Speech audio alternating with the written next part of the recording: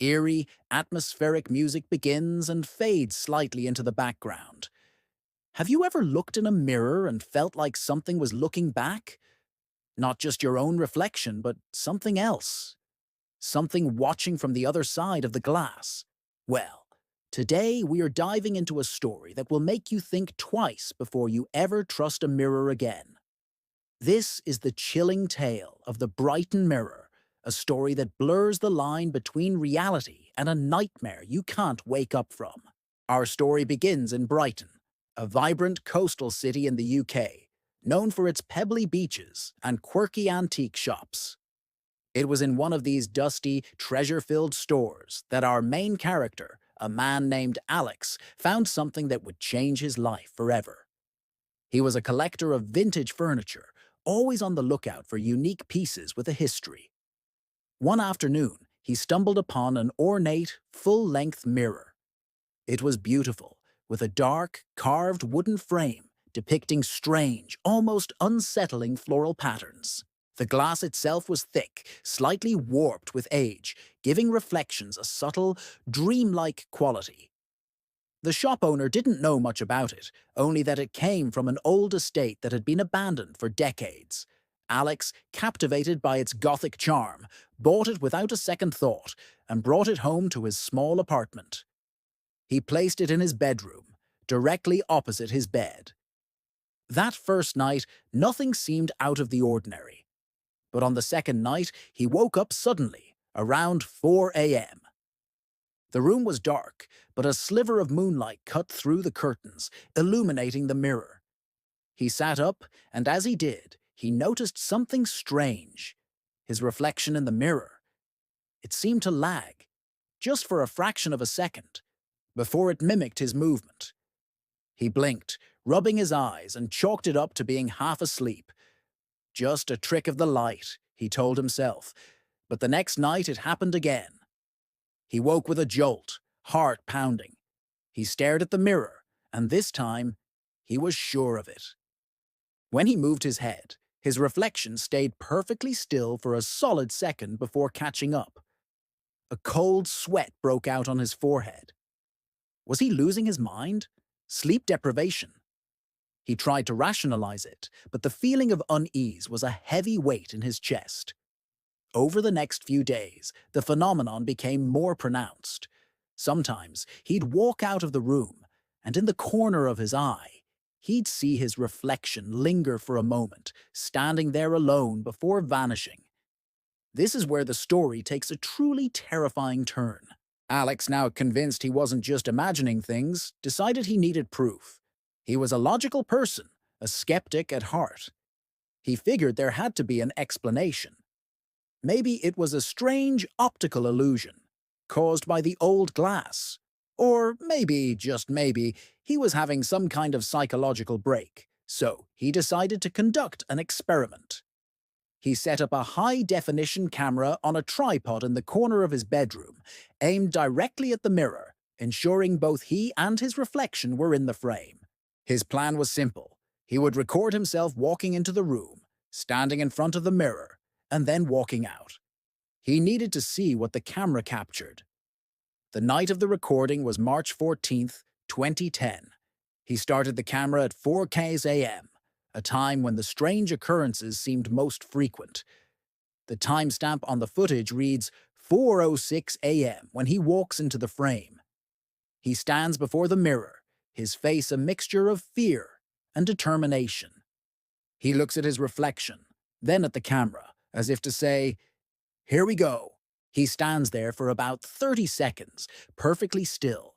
Then he takes a deep breath and slowly walks out of the room, exiting the frame to the left. And this is the moment that turns this from a strange story into pure, undiluted horror. On the video, Alex walks out of the room, but his reflection, it doesn't. It just stands there in the mirror, motionless. A perfect silent copy of him, trapped in the glass, staring out into the empty room. For a full minute, the reflection remains, as if watching, waiting. The sheer impossibility of it is terrifying. Alex, watching the playback later that morning, felt the blood drain from his face.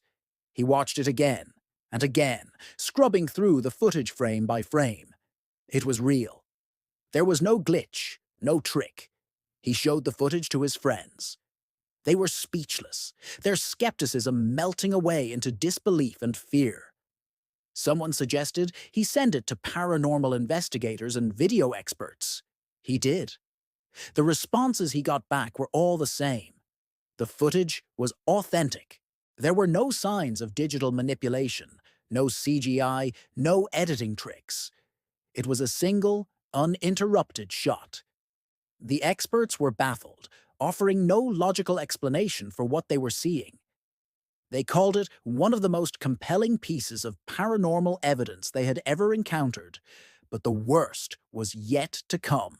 One of the video analysts who was examining the footage on a professional editing suite noticed something Alex had missed. He zoomed in on the reflection, Ike's face, in the final few seconds before it finally vanished from the mirror. He enhanced the audio, filtering out the low hum of the room. And he heard it. A faint, whispery sound. When he isolated and amplified it, the words became clear. The reflection's lips, which appeared to move ever so slightly, were forming a sentence. A chilling, two-word message directed at Alex. It said, "You're next." Imagine the sheer terror Alex must have felt. This wasn't just a passive, ghostly replay anymore. It was an intelligence. It was a threat.